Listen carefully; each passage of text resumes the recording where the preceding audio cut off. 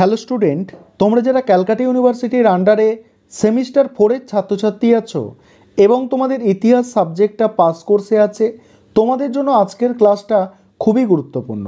আজকের ক্লাসে তোমাদের একটি 10 নম্বরের বড় প্রশ্নের উত্তর নিয়ে আলোচনা করব। প্রশ্নটা তোমরা দেখতে পাচ্ছ, 1757 থেকে 1765 সালের মধ্যে বাংলার ইস্ট ইন্ডিয়া কোম্পানির আধিপত্য বিস্তারের ইতিহাস আলোচনা করো। এই প্রশ্নটা 2022 সালে একবার পরীক্ষায় এসে গিয়েছে এবং তোমরা 2024-এ পরীক্ষা দিতে চলেছ, তাই তোমাদের জন্য এই প্রশ্নটা খুবই গুরুত্বপূর্ণ। অ্যান্সারটা এবারে তোমরা দেখে নাও। প্রথমেই তোমাদের ভূমিকা লিখতে হবে। সেখানে কি লিখবে দেখো, মুঘল সাম্রাজ্যের দুর্বলতার সুযোগ নিয়ে বাংলাদেশে মুর্শিদ কুলি খাঁ সুলতানি শাসনের প্রতিষ্ঠা করেন। এই সময় ইংরেজরা বাণিজ্যিক সুবিধা লাভের জন্য 1717 খ্রিস্টাব্দে একটি ফরমান লাভ করেছিলেন। নবাব সুজাউদ্দিনের সময় ইংরেজ কোম্পানি অর্থনৈতিক দিক থেকে শক্তিশালী হয়ে উঠেছিল, কিন্তু স্বাধীনভাবে বাণিজ্য চালানোর জন্য ইংরেজরা এই সময় বাংলাদেশের রাজনীতিতে হস্তক্ষেপের প্রয়োজন অনুভব করেছিলেন। নবাব আলীবর্দী খাঁর সময় বাংলাদেশে আফগান ও মারাঠা আক্রমণ ঘটে। এই সুযোগে ইংরেজরা দস্তকের অপব্যবহার শুরু করে এবং নবাবকে কর প্রদানে অস্বীকার করতে থাকে, কিন্তু আলীবর্দী খাঁ ইংরেজদের অন্যায্য কার্যকলাপ মেনে নেয়নি। আলীবর্দী খাঁর মৃত্যুর পরে সিরাজদৌলা নবাব পদে বসার ফলে কোম্পানির সঙ্গে বিরোধ শুরু হয় এবং ইংরেজরা বিভিন্ন ধরনের চক্রান্ত চালিয়ে বাংলার রাজনীতিতে নিয়ন্ত্রকের ভূমিকায় অবতীর্ণ হয়। তারপরে বলা হচ্ছে দেখো, পলাশির যুদ্ধ।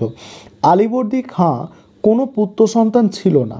তার মৃত্যুর পরে কনিষ্ঠ কন্যা আমিনা বেগমের পুত্র সিরাজদৌলা 1756 খ্রিস্টাব্দে সিংহাসনে বসেন। রাজবল্লভের পুত্র কৃষ্ণদাসকে আশ্রয় দান, সিরাজকে নজরানা পাঠাতে বিলম্ব করা, দুর্গ নির্মাণ প্রভৃতি বিষয়কে কেন্দ্র করে ইংরেজদের সঙ্গে তার সম্পর্ক তিক্ত হয়। এর ফলস্বরূপ সিরাজ 1756 খ্রিস্টাব্দে 16 জুন কলকাতা আক্রমণ ও দখল করে নেয়, কিন্তু ইংরেজ সেনাপতি রবার্ট ক্লাইভ কলকাতা পুনর্দখল করে নেন। এই পরিস্থিতিতে সিরাজ পুনরায় কলকাতা আক্রমণ করলেও শেষ পর্যন্ত ইংরেজদের সঙ্গে আলীনগরের সন্ধি স্বাক্ষর করেন। এই সন্ধির দ্বারা সিরাজ ইংরেজদের প্রায় সমস্ত দাবি মেনে নেয়, যা ছিল ইংরেজদের বাংলাদেশে ক্ষমতা প্রতিষ্ঠার প্রথম ধাপ। আলীনগরের সন্ধির পর রবার্ট ক্লাইভ বাংলার সিংহাসন থেকে সিরাজকে বিতাড়িত করার জন্য ষড়যন্ত্র শুরু করেন। তিনি সেনাপতি মির্জাফর, রায়দুল্লভ প্রমুখকে ইংরেজদের পক্ষে আনেন। এরপর 1757 খ্রিস্টাব্দের 23 জুন পলাশির যুদ্ধে ইংরেজ বাহিনীর কাছে সিরাজদৌলা পরাজিত হয় এবং এরপর বাংলার নবাব পদে বসেন ইংরেজ অনুগ্রহভাজন মির্জাফর। ফলে ইংরেজদের সম্মান ও মর্যাদা বৃদ্ধি পায় এবং তারা প্রচুর অর্থ লাভ করে, আর ইংরেজ শক্তি সিংহাসনের নিয়ন্ত্রকে পরিণত হয়। বাংলায় অর্থ সম্পদের সাহায্যে ইংরেজরা এরপর ভারতের অন্যান্য অংশে বিস্তার শুরু করে।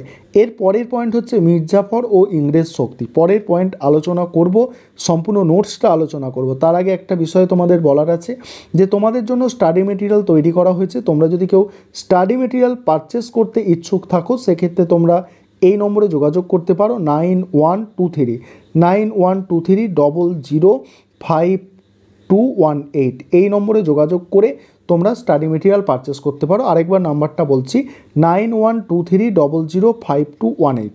এই নম্বরে তোমরা যোগাযোগ করে স্টাডি মেটেরিয়াল পারচেস করতে পারো। আমাদের স্টাডি মেটেরিয়ালের প্রাইস 400 টাকা।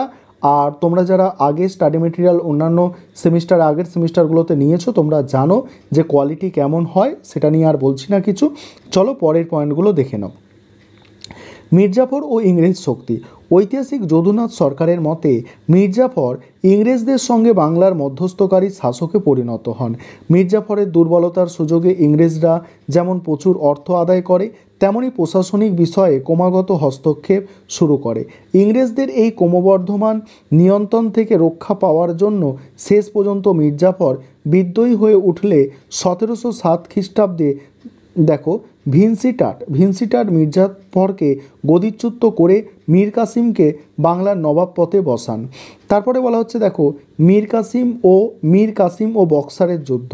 মীর কাসিম 1760 খ্রিস্টাব্দে নবাব পদে বসেন। তিনি কোম্পানিকে বর্ধমান, চট্টগ্রাম ও মেদিনীপুরের জমিদারি প্রদানের পর স্বাধীনভাবে শাসন পরিচালনা শুরু করলে পুনরায় ইংরেজদের সঙ্গে সংঘাত শুরু হয়। মীর কাসিম কোম্পানির দত্তকের অপব্যবহার, ব্যক্তিগত ব্যবসা প্রভৃতির বিরোধিতা করলে ইংরেজদের সঙ্গে সংঘর্ষ অনিবার্য হয়। মীর কাসিম কাটোয়া, গেরিয়া তারপরে দেখো উদয় নালার যুদ্ধে পরাজিত হওয়ার পর 1764 খ্রিস্টাব্দে অযোধ্যার নবাব ও মুঘল সম্রাটকে নিয়ে একটি জোট তৈরি করে বক্সারের যুদ্ধে অবতীর্ণ হন। কিন্তু বক্সারের যুদ্ধে এই জোটের পরাজয়ের ফলে একদিকে যেমন বাংলার ইংরেজ শক্তির প্রাধান্য প্রতিষ্ঠিত হয়, তেমনি মুঘল সম্রাটের মর্যাদা হ্রাস ঘটে। তারপরে বলা হচ্ছে দেখো দেওয়ানি লাভ। সেখানে কি বলা হচ্ছে দেখো, বক্সারের যুদ্ধের পর কোম্পানির হাতে বাংলার শাসন ক্ষমতা চলে আসে। দিল্লির সম্রাটের সঙ্গে 1765 খ্রিস্টাব্দে চুক্তি স্বাক্ষরের মাধ্যমে ইংরেজরা বাংলা, বিহার ও উড়িষ্যার দেওয়ানি লাভ করে। ফলে কোম্পানি আইনগত অধিকার প্রতিষ্ঠা হয়। এইভাবে ইস্ট ইন্ডিয়া কোম্পানি বাংলাদেশে ক্ষমতা বিস্তার ঘটায়। এই ছিল তোমাদের আজকে একটি গুরুত্বপূর্ণ 10 নম্বরের প্রশ্নের উত্তর। আশা রাখি এই প্রশ্নটা তোমরা পরীক্ষায় কমন পাও।